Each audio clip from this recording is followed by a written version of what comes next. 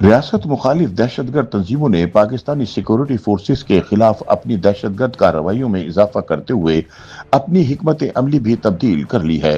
Security حکام کا کہنا ہے کہ ریاست مخالف دہشت گرد اب زیادہ منظم انداز میں دو مرحلوں پر مشتمل حملوں کی حکمت عملی اختیار کر رہے ہیں، جس کا بنیادی مقصد زیادہ سے زیادہ جانی نقصان پہنچانا اور امدادی نفری کو نشانہ بنانا ہے۔ اس حکمت عملی کے مطابق پہلے مرحلے میں دہشت گرد سیکورٹی فورسز کے کسی مرکز پر حملہ کرتے ہیں۔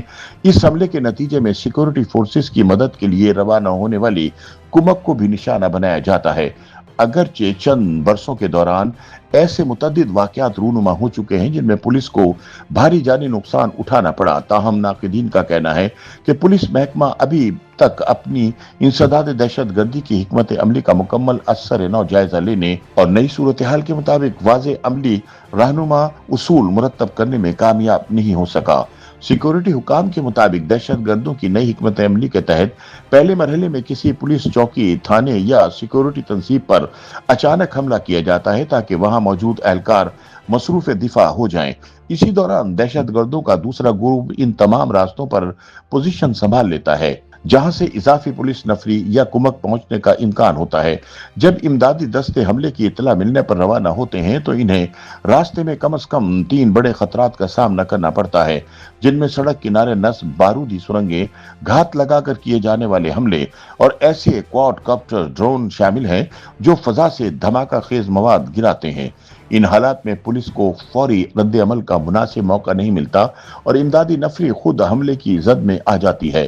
حالیہ برسوں میں پولیس چوکیوں پر حملوں کے بعد کمک کے لیے روانہ ہونے والی ٹیموں پر مسلسل گھات لگا کر حملے ظاہر کرتے ہیں کہ دہشت گردوں کو پولیس کے رد عمل کا طریقہ کار پہلے ہی سے معلوم ہوتا ہے اور اسی وجہ سے امدادی دستے خود ان کا آسان ہدف بن رہے ہیں۔ اعداد و شمار کے مطابق گزشتہ 3 برسوں کے دوران 16 پولیس اہلکار، جن میں 3 ڈی ایس پیز بھی شامل ہیں، دہشت گردوں کی اسی 2 مرحلہ وار حکمت عملی کا شکار ہو کر جان سے ہاتھ دھو بیٹھے۔ ان تمام واقعات میں حملے کا اصل نشانہ بننے والے اہلکاروں کی مدد کے لیے روانہ ہونے والی نفری بعد میں دہشت گردوں کے حملوں کی زد میں آئی۔ 29 جولائی کو خیبر پختونخوا کے ضلع ہنگو کے علاقے خزینہ بانڈا میں اسی نوعیت کا بڑا حملہ ہوس دہشت گردوں نے پہلے پولیس چیک پوسٹ پر دھاوا بولا اور بعد ازاں وہاں پہنچنے والی اضافی نفری کو نشانہ بنایا، جس کے نتیجے میں ڈی ایس پی دیار خان سمیت 9 پولیس اہلکار شہید جبکہ 28 دیگر زخمی ہو گئے۔ سیکورٹی ذرائع کے مطابق یہ اپنی نوعیت کا تیسرا بڑا واقعہ تھا جس میں سب سے زیادہ جانی نقصان ابتدائی حملے میں نہیں بلکہ بعد میں پہنچنے والی امدادی نفری کو اٹھانا پڑا، جس نے دہشت گردوں کی نئی حکمت عملی کی سنگینی کو مزید واضح کر دیا۔ اس سلسلے کا پہلا بڑا واقعہ 15 جنوری 2023 کو پیش آیا تھا جب پشاور کے نواحی علاقے سربن پولیس اسٹیشن پر دہشت گرد حملے کے بعد مدد کے لیے روانہ ہونے والی ڈی ایس پی سردار حسین اپنے 2 محافظوں سمیت راستے میں نصب آئی ای ڈی دھماکے میں شہید ہو گئے تھے۔ اسی طرح 30 مارچ 2023 کو لکی مروت میں صدر پولیس اسٹیشن کی مدد کے لیے جانے والے تازہ دم دستے کو پیر والا روڈ پر بارودی دھماکے کا سامنا کرنا پڑا، جس میں D S P Iqbal Momand اور 3 کانسٹیبل شہید ہو گئے تھے۔ سینئر پولیس حکام کا کہنا ہے کہ ان واقعات سے واضح ہوتا ہے کہ جدید ہتھیاروں کی موجودگی کے باوجود مناسب تربیت، منصوبہ بندی اور جدید جنگی حکمت عملی سے واقفیت کا فقدان مسلسل قیمتی جانوں کے ضیاع کا باعث بن رہا ہے۔ ایک سینئر پولیس افسر نے اس صورتحال پر تبصرہ کرتے ہوئے کہا کہ پاکستان اس وقت گوریلا جنگ کا سامنا کر رہا ہے، جہاں مقابلہ ایسے دشمن سے ہے جو نہ صرف اچھی تربیت یافتہ ہیں بلکہ جدید حربوں سے بھی پوری طرح واقف ہیں۔ ان کے بقول مسئلہ ہتھیاروں کی کمی نہیں بلکہ جدید جنگی تربیت کی کمی ہے، کیونکہ پیشتر تربیتی مراکز میں اب بھی روایتی پریڈ پر زیادہ توجہ دی جا رہی ہے۔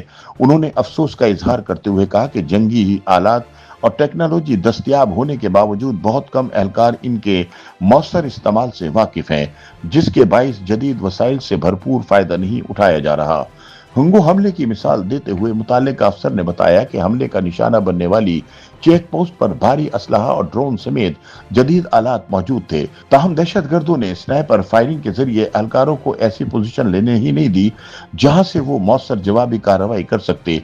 इस अफसर ने इंकशाफ किया कि जिलाई पुलिस अफसर ने कुमक लेने के लिए रवाना होने वाले दस्ते को बारहा चेक पोस्ट की जानिब न बढ़ने की हिदायत की थी।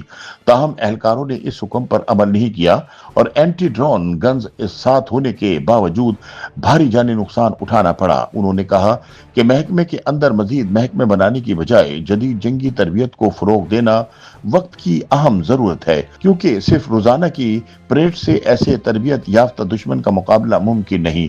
दूसरी जानिब सिक्योरिटी माहिरीन का कहना है कि दहशतगर्द कई बरसों की जंगी महारत रखते हैं। उनके मुताबिक अगरचे उनके पास मौजूद हथियार जदीद हैं, ताहम वो अफगानिस्तान में नेटो अफवाज के जेर इस्तेमाल इंतहाई जदीद हथियारों के मयार तक नहीं पहुंचते। इसलिए असल मसला पुलिस की तैयारी और हिकमत अमली का है, न कि सिर्फ असलहे का। साबिक एडिशनल इंस्पेक्टर जनरल पुलिस और साबिक सेक्रेटरी दाखिला और कबायली अमूर अख्तर अली शाह का कहना है कि बदकिस्मती से रियासती इदारे अब भी रद्द अमल की हिकमत अमली पर अमल पैरा हैं, जबकि जरूरत इस अमर की है कि दहशत गर्दों के खिलाफ पेशगी और जारहाना हिकमत अमली इख्तियार की जाए। उन्होंने सवाल उठाया कि अगर दहशतगर्द मुनज़्ज़म अंदाज में पुलिस चौकियों तक पहुंच सकते हैं तो फिर कानून नाफिज करने वाले इदारे इनकी नकलो हरकत पहले से क्यों नहीं भाप पाते। उनके मुताबिक इससे जाहिर होता है कि दहशतगर्दों का सिप्लाई नेटवर्क और भर्ती का निजाम अब भी फाल है। अख्तर अली शाह का कहना था कि इस मसले का एक पहलू अफगानिस्तान से जरूर जुड़ा हुआ है, ताहम इसकी दूसरी कड़ी पाकिस्तान के अंदर मौजूद है, जबकि असल नाकामी इंटेलिजेंस मालूमात जमा करने के निजाम में दिखाई देती है। उनके मुताबिक महकमा इंसदाद दहशतगर्दी के तज्जियाती विंग की रिपोर्ट्स का संजीदगी से जायजा लेकर इनसे रहनुमाई हासिल की जानी चाहिए। YouTube पर गूगली न्यूज देखने के लिए youtube.com की सर्च बार में गूगली न्यूज टीवी टाइप करें। गूगली न्यूज के पेज पर सुर्ख रंग के सब्सक्रिप्शन वाले बटन पर क्लिक करना ना भूलिए। YouTube पेज पर अपलोड होने वाली वीडियोस से बाखबर रहने के लिए बेल आइकन पर क्लिक कीजिए। आपको हर नई वीडियो के बारे में नोटिफिकेशन मौसूल हो जाएगा।